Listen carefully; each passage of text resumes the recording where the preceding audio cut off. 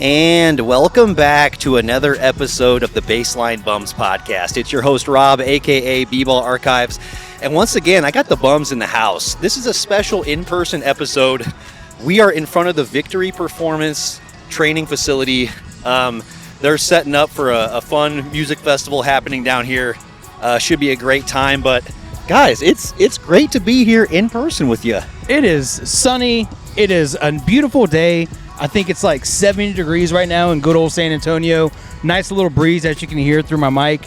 So it's nice to be here, guys. Look at us outside the house. Outside the house. Right. Who would have thought? We're literally soaking up the sun, getting to talk about the Spurs. This is awesome right here. So has anything happened big or recently? Not that I know of. Oh, No. my goodness. Unfortunately... We got to talk about it. Yeah, we got to talk about it. Coach Pop is no longer the coach of the Spurs, and obviously it's incredibly devastating. Yeah. This is a situation where, we've only known one coach for almost 3 decades now. Right. Our entire functional lives, really. Right. Yeah. Yeah. We don't know a pre-Greg Popovich Spurs situation. We couldn't tell you a Bob Hill rotation. No. I'm 32 years old. I think I could. It's been my entire life. But that's just practically. because I was a big Bob Hill fan, because when I was younger, I was like, I can spell his name. So I could spell Bob Hill. I couldn't spell Greg Popovich. Saved my life when I was 6. So it's, I woke up this morning and I started watching more of those Pop tribute videos. And honestly, I got a little emotional. Seeing the impact that he's had on these players, these coaches, and everything that he's done. And then you look at all the people that came from his coaching tree, it's like, damn. Well, yeah. That's the end of a huge era. Just watched that game last night, and you saw both guys in their pregame media availability wearing a Pop shirt. Yeah, Pop coaching tree, man, right there. Yeah. Yeah, that coaching tree is massive, and the success that has trickled down from that, you just can't gloss it over. Whenever somebody is in Coach Popovich's orbit, they just become a smarter basketball mind and a better basketball, just IQ person in general, player or coach. Yeah. And on and off the court, too. Yeah, I think if you hear guys like Richard Jefferson, they became better people in Pop's company. Yeah. And I think Pop is a unique figure to push people and challenge people in that way. Yeah, 100%. And then also, you kind of look at the era that we're in now, and the guys that we grew up with, there was still a lot of learning, and I wouldn't say basketball learning, but more just people learning. Because a lot of these guys come from broken homes. They need kind of a father figure. They need someone to look up to, a role model, if you will. Yeah. And Pop was always that role model. And I think nowadays, because of social media, because of NIL, because of all those things, a coach like Pop, we're probably never going to see again. No. Yeah, probably. And also just the history lessons that he would teach. He would take his teams to museums. He would teach his team. I always remember about the story that Patty would tell during the 14 finals, how he took a whole film session to just tell them about Mabo Day, an important holiday in Australia. Yeah. Just that kind of stuff to make people more well-rounded as a whole. Yeah. And, he's the winningest coach in NBA history. Right, yeah. You've been around for 1,400-plus wins. You're going to learn so many lessons that you can impart with all of the people around you. And, that's trickled into so many areas of his life. Obviously, 5-time champion, 1,422 regular season wins. That obviously the most ever, 3-time Coach of the Year, gold medal winner. Yep. And one of the things I saw on social media is whenever he started being the head coach of the Spurs organization was valued at $76 million. Wow. Now it is $3.8 billion. Whew. That is a 50 times increase, the largest ever for a head coach that has had that long of a tenure. So I think look at that research. Yeah, hey, hashtag research. Yeah, you got to do the research a little bit to be able to pull those nuggets. But at the same time, that's absolutely remarkable. So are we going to start doing pop facts? Because I got a good one. Oh, dude, this whole episode is going to be just absolute Pop Glazing. Yeah, no, this is my favorite one, and I'll send you the picture so you can post it later. But someone, shout out to Todd Whitehead, who tried to draw a diagram of the Pop coaching tree, and it consisted of 23 people he's worked with that had gone to become a head coach in the NBA or WNBA, another 50 NBA assistant or head coaches at the college, international, or G League level, and another 18 are assistants outside the NBA. Oh my That's gosh. insane. And that's not even counting GMs like Del Dips and whatnot, people that have come from him and gone to front office positions. Yeah, exactly. So, I mean, shout out to Greg Popovich, man. Like that, it's so nice. And then also, you hear all the stories that he's done. The DeMar DeRozan story really sticks out. Or him, the players, I think this past year talked about how if they ended up at the same restaurant as Pop, he would take care of the bill for them. Things of that nature. I mean, this a class act guy, and it's going to be tough. I mean, this president of basketball operations kind of feels like a figurehead title almost. Yeah.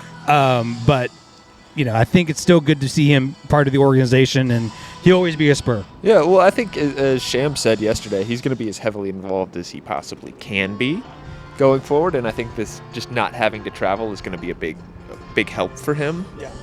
So I hope to see him as involved as possible, and maybe still at some games every now and then. Yeah. Oh, yeah. It's just those 41 games on the road. No one at his age with his health concerns needs to be doing that much traveling.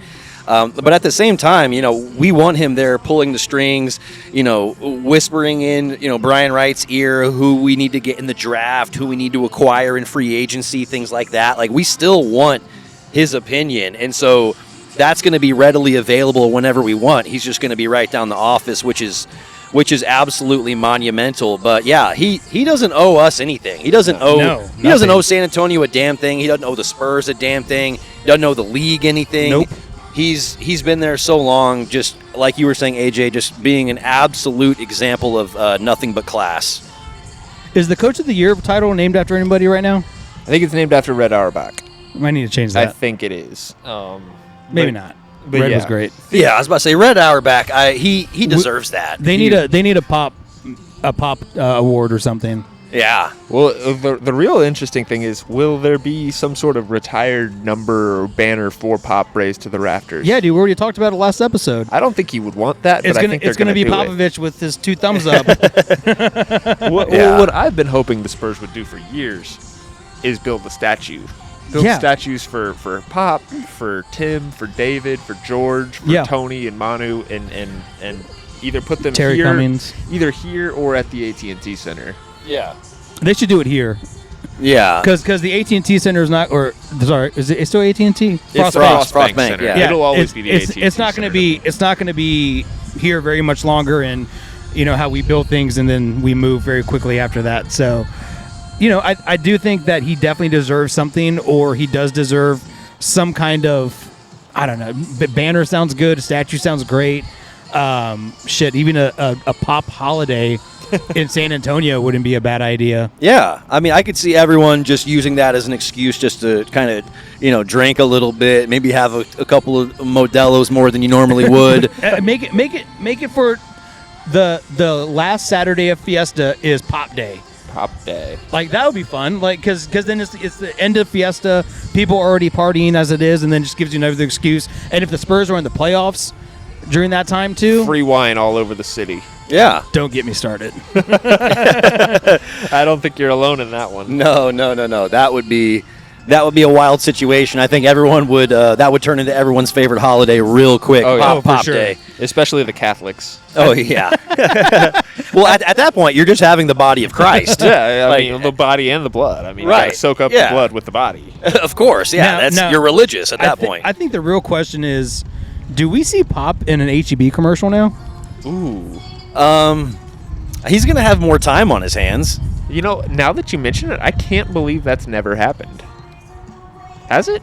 No. I can't think of a time where Pop was there like, or like something. Like, he hasn't been in it, and I would love to see him, I don't know, be in it for just a half a second, just as like maybe in the background too. You just made Pop sound like Rick Ross.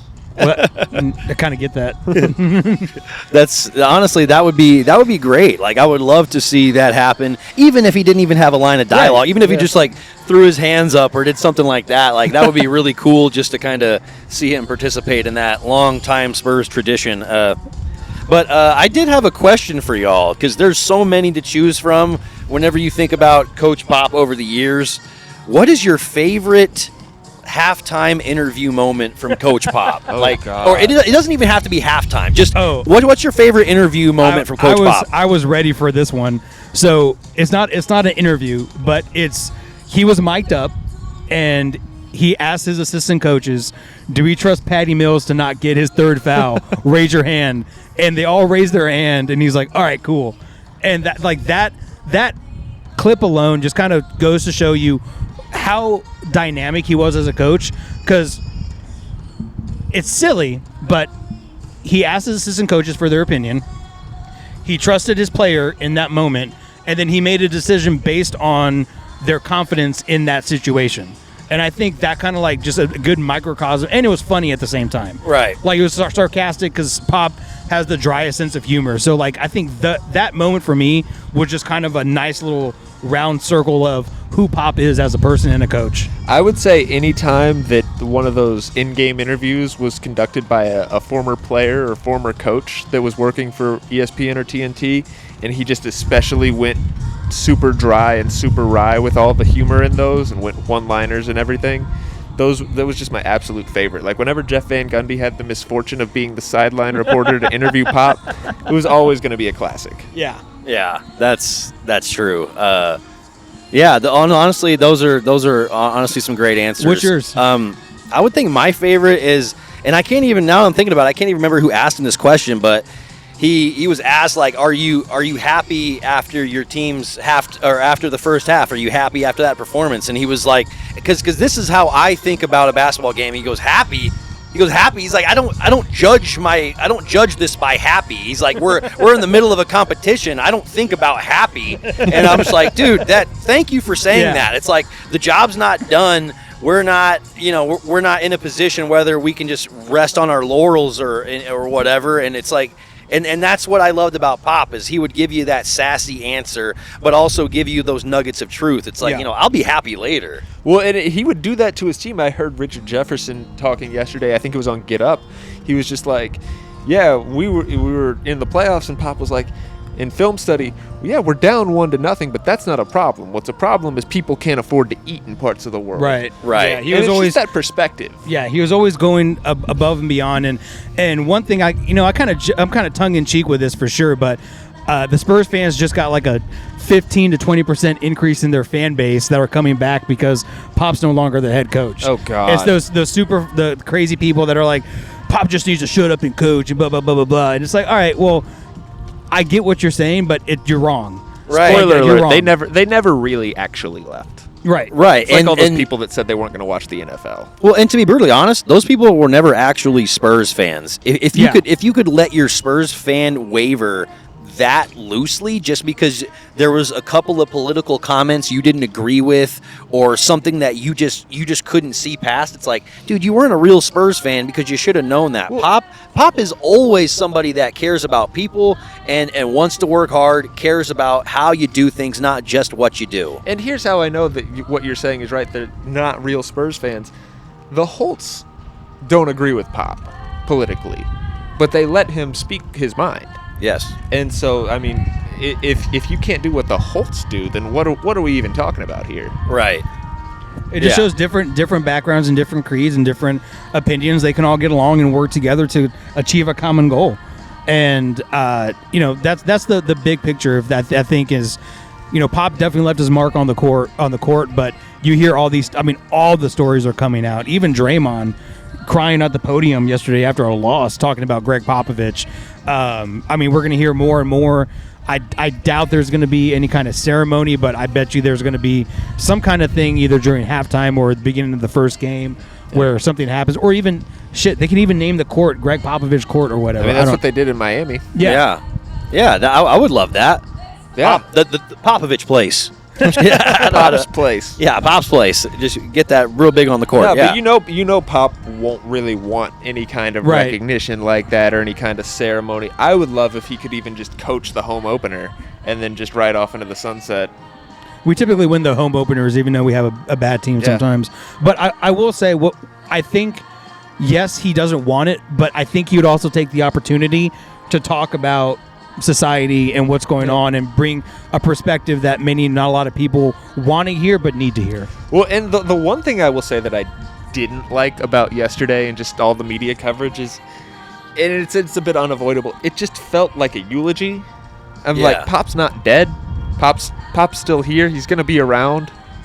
Right, but like we're used to seeing him on the sideline. Yeah. And just the thought of him never being on the sideline, just being himself, that's like it feels like it's such an end of an era, because there's an entire generation of Spurs fans where, we're on the older end of that generation. Many generations. Yeah, honestly. we only know Pop, and that's hard. That's tough for anyone to deal with. We're gonna have separation anxiety for a little bit. I know we will. Yeah. Well, and then right afterwards they announced the Mitch Johnson hire. Yeah. So I mean, it was like the spotlight went from Pop stepping back to Mitch being the head coach, and so all the focus became Mitch instead of Pop. Well, I think that was Pop's design. Oh, it was definitely was. Honestly. Yes. Yeah, it was design. Because I mean, it was minutes. I mean, less than 30 minutes afterwards. It was very quick. Yeah, we're like, oh, okay, well, there's our coach. Yeah, we knew that. Yeah, like y'all were saying, Pop orchestrated that. He didn't want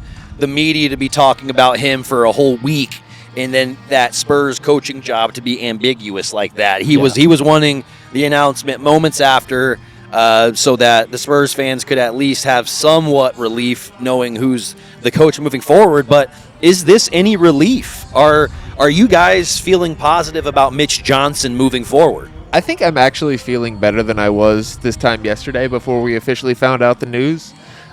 Just because, confirming that Mitch Johnson has been groomed for this since 2016, since he was a part of the Spurs organization. Pop has really taken him under his wing and shown him the ropes. So I think it makes me feel more comfortable that this is Pop's hand-picked guy. Yeah, no, that's true. So yeah, if we have that much trust in Pop, then we need to at least extend some of that trust towards Mitch Johnson. And I don't think that he got a fair shake last year. Obviously, whenever we look at some of his rotations, there's a lot to be desired. But the players like him and the players respect him, so I think there's a lot to be said about that. But I just want to see what he does when he's got a full deck. Yeah. When he's got a full deck of cards, how does he play his hand? Yeah. And I think with healthy Wemby, healthy Fox, a full off season where he knows he's going into the next season as the head coach, I want to see what he's going to do. Yeah. My only issue is we had a decent team, and I think we didn't see Wemby make that big step his second year that I thought he was going to make. And that's look at the stats. I mean, it wasn't he went up, but it wasn't dramatic or anything crazy at all. It was like maybe 1 point extra per game, maybe 0.2 blocks. I mean, it wasn't anything crazy. And I feel that we need to get more out of Wemby, and I'm not sure if Mitch Johnson's going to be able to do that. That's why we have so many pieces around him now. So, and a lot of it's going to be coaching. I also would argue a lot of the coaching that happened this past season was CP3. I'd say a lot of it was CP3 driven. A lot of it was him coaching on the court and kind of helping Mitch Johnson. I'd feel a hell of a lot better if CP3 is an assistant coach or is back on the team and Mitch Johnson's the head coach. That would make me feel a lot better and a lot more at ease, because I know that he had a huge hand in a lot of those wins this past season. That's very true. Yeah, CP3 was acting as an on-court extension of what Mitch Johnson was doing, and sometimes, yeah, like Mitch didn't even need to say anything. CP3 was just doing it all on his own. So I think that would be a great thing as well. Anytime CP3's influencing your offense, that's great stuff.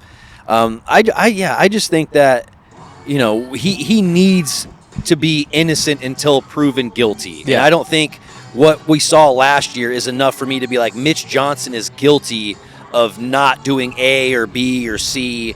I just need to see more. Well, this year, this coming year, there's going to be no excuses. No, we no have excuses. We have back-to-back Rookie of the Years. We got a true superstar in De'Aaron Fox. We're going to have at least 1 or 2 draft picks in the lottery. and there's not going to be an excuse. And if he doesn't make the playoffs, then we have to have a serious conversation at the end of next season. Well, and I don't even know about that, but it's just like, how do you not know about that? Like you have the tools, everyone's there. I think, and if you don't make the playoffs with what you have, I think of the Spurs as a bit like the Steelers. Like, they're not gonna panic because they don't make the playoffs next year and make a change at coach. I just don't see that. As with Pop moving into the front office, I don't see the leash being that short. But if we have another 35 win season. Yeah, I mean, I think if, everyone's healthy going into next season and we still have another 35-win season, I think, we would need to be smashing the panic button on Mitch Johnson, because obviously if you have all the tools and you're still not performing, then we're going to have to point the finger at somebody, and in the NBA, the coach often is the scapegoat more often than not. But I do think that he needs an opportunity to fail the same way Greg Popovich did his first season. The first season, Greg Popovich was 17-47, and I know the circumstances were different. Yeah. The circumstances were different, but I do think that it is true in some ways where you just need an opportunity to make sure that, hey, I know what the expectations are, I know who I have, and you need time to actually put that in motion. I mean, even longer than that first season for Pop. They went to the playoffs his, I think, second or third year, and then that lockout year, if they lost that game to Houston to go to 6-9, they were going to fire him. Yeah. Yep. And obviously the patience pays off there, and that's just my kind of operating procedure, is just patience over everything else. I don't expect a 35-win season next year, and I don't either. There's reason to panic, but I don't know if there's reason to go full coaching the only change. The only reason why I would say there's reason to panic I'm agreeing with both of you. Like I do think we're going to have a way better season. I think we're going to get to 40, 45, if not, somewhere in that range. Somewhere between 40 and 50 wins, I think, is very doable for what we have, especially with our big three. Now, if for whatever reason we don't do that, the panic sets in for me, because that's when we start talking about Wemby extensions. That's when we start talking about Wemby going to free agency. That's when things start to get real spicy for me, because the Spurs have just not been the organization to pay players. And for Wemby, we're going to have to pay him a bunch of money. And it just scares the shit out of me. If we're not winning, he's not going to be willing to take a hometown discount. Well, the Spurs, back when we were younger, had to play kind of that cheap route because the Holts were the only owners. But now they have Michael Dell money. They have Austin money coming in, so they're not as cash poor as they once were. That's true. Yeah, we were raking in the cash as opposed to 20 years ago. Yeah, but at the same time, if you're comparing it to the Steelers don't overpay for their players. So if we're not going to overpay, or we're not going to pay someone if they just don't want to be here. Well, that's a good point. I don't know if the Steelers don't overpay their players, or they just somehow had the most mentally unstable roster of all time, and they just didn't pay them for that because they knew it. Yeah. I mean, at the end of the day, it's like, it may just affect some of the free agents we go after. Yeah. Like, it may mean that we have to pinch pennies in order to keep this roster we have. So, it's going to be interesting. And I think one thing we haven't talked about is who we get in the draft. Yeah. I think who we draft this year in this really, really talent-rich draft is going to affect how our team is developed. 100%. Yeah. If we get that really good backup big, or we get a really good spot-up catch and shoot guy, our trajectory could look a lot different next season. Or if we trade and get we use those picks? Yeah. So and there's a lot, at least. So here's the thing: we've been talking for at least a month now, but now we finally have. All right, we know who our coach is. We know the direction. We at least have the foundation in order to push forward, and that's what I'm excited about. Is that we have the foundation. All of the things I'm saying are just hypotheticals because we don't know yet. And in a year from now, we'll check back in and we'll see kind of where we're at as a team and what we've done. But I know winning makes life a lot easier. Hides all the flaws. I just know that all of us, as the way we grew up, are antsy and ready to get back to winning ways. It's been a long time. Yeah, right. It's been too long. I'm 32 years old. This is the longest championship drought of my entire life. That's very true. It's been 11 years. You've been spoiled. I think we all, as Spurs fans, have been pretty spoiled over the years. But one of the things that I did want to talk about, because it's been floating around the Spurs verse, the Spurs universe, for a while now recently, and on a recent post on our TikTok, this got 150 comments, and it was pretty much split right down the middle. Should we go after Giannis? Should we not go after Giannis? What would it cost to get him versus what it would mean for our franchise? After letting some time with that notion settle, do you feel like you'd want Giannis or not want Giannis? James, I know you were kind of against it. If you can get Giannis, you get Giannis. At 30, he's still in his prime. If you can get Giannis, you get Giannis. Okay, but what if this was Vassell, Keldon, Sohan, and 4 first-rounders? Do we still go get Giannis? Yes.